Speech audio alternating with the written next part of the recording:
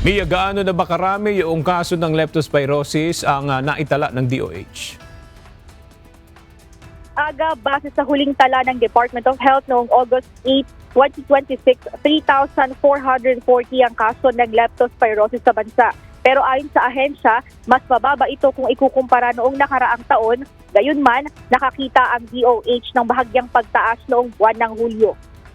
Tiniyak ng Department of Health na nakatutok sila sa posibleng pagdami ng mga kaso ng leptospirosis habang patuloy ang pag-ulan at pagbaha sa ilang lugar.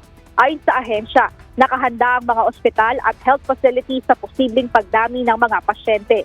Base sa pinakahuling tala ng ahensya noong August 8, 2026, may kabuuang 3,440 na kaso ng leptospirosis sa bansa. Mas mababa ito ng 35% kumpara sa 5,380 na kaso na naitala sa kaparehong panahon noong nakaraang taon. Gayunman, nakapagtala ng bahagyang pagtaas sa mga kaso nito noong Hulyo. Mula July 12 hanggang July 25, umabot sa 348 ang mga kaso ng leptospirosis na mas mataas ng 27% kumpara sa 275 na kaso noong June 28 hanggang July 11.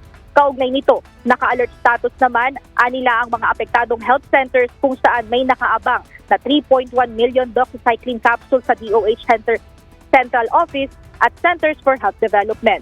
Ayon pa sa kagawaran, pinalawak din ang benefits sa PhilHealth para sa leptospirosis. Noong July 15, itinaas na sa 63,000 pesos ang benepisyo para sa regular na pagpapa-ospital dahil sa leptospirosis mula sa dating 21,450 pesos. Para naman sa mga mas malubha at kritikal na kaso, maaaring umabot na sa 170,000 hanggang 411,000 pesos ang benepisyo.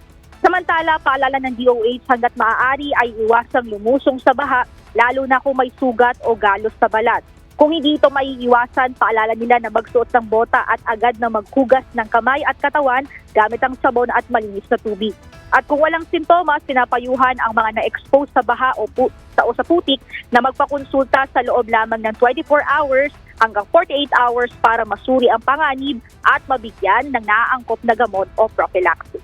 At yan muna ang update mula dito sa Quezon City. Balik sa iyo, Aga. Maraming salamat, Mia Alonzo.